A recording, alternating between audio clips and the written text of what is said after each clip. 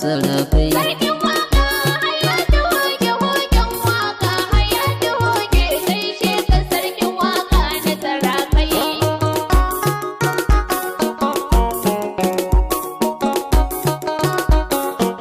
Sarkin waka hayatu hoge hogen waka hayatu hoge gaishe ka sarkin waka na sarafai. Allah shi ke halitta shi ke ban ikon lumfashi shi ne ya baya ta ikon waka fa ya ɗaukaka shi.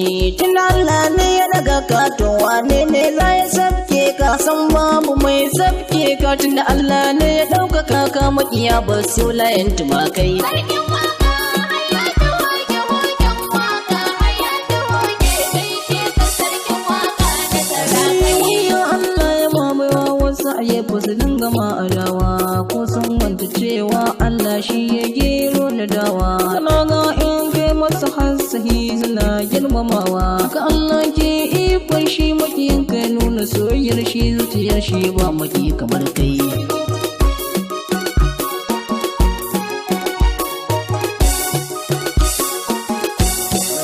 Shi hayatu a waka na tabbata mai saki duk mai saki a waka ba laifi a kira shi jaki kuma shi hayatu a waka san mai nuna bakin ciki duk mai nuna bakin cikin bakar da Allah ya mabawansa wannan baya da kai. Sarkin waka hayatu hoge hogen waka hayatu hoge gaishe ka sarkin waka na sarafai.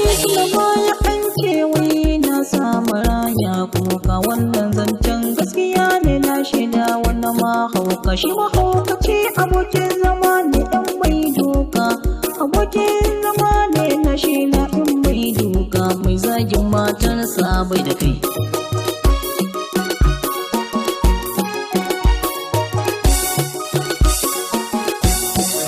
Ikon Allah cikin baki harshe haƙuri mai amma wasu dangana waka suke zagin mu a yau. Waka sana'a mara sana'a tunani na bai da wayau amma fa ku auna mara sana'a shi ne bai da wayau kuma walle san baya da kai. Sarkin waka hayatu hoge hogen waka hayatu hoge gaishe ka sarkin waka na sarafai. Ku goge menene waka ba ta yi mashi ba ta mai aure gida diya ya gasu bai mutu ba shawara nan nan hayata kai godiya wa rabba har sanati a wurin rasulina ja gaba in kana ji har lalla istighfari baya kai.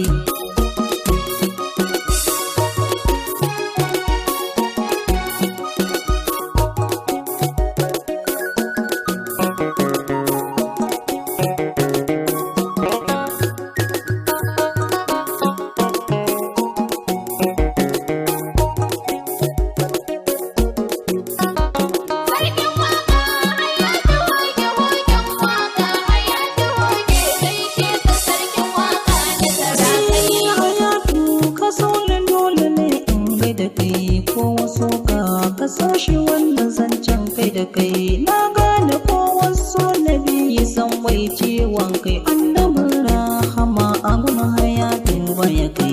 Sarkin waka hayatu hoge hogen waka hayatu hoge gaishe ka sarkin waka na sarafai. Hayatu hoge murwar waka Allah ne ya yi ma tunda Allah ya yi ma hayatu ba mai kwace ma komai Allah ya nufa abun ka ba mai hani zai ma illallah ma'asarin makiyama yadda za su yi da kai.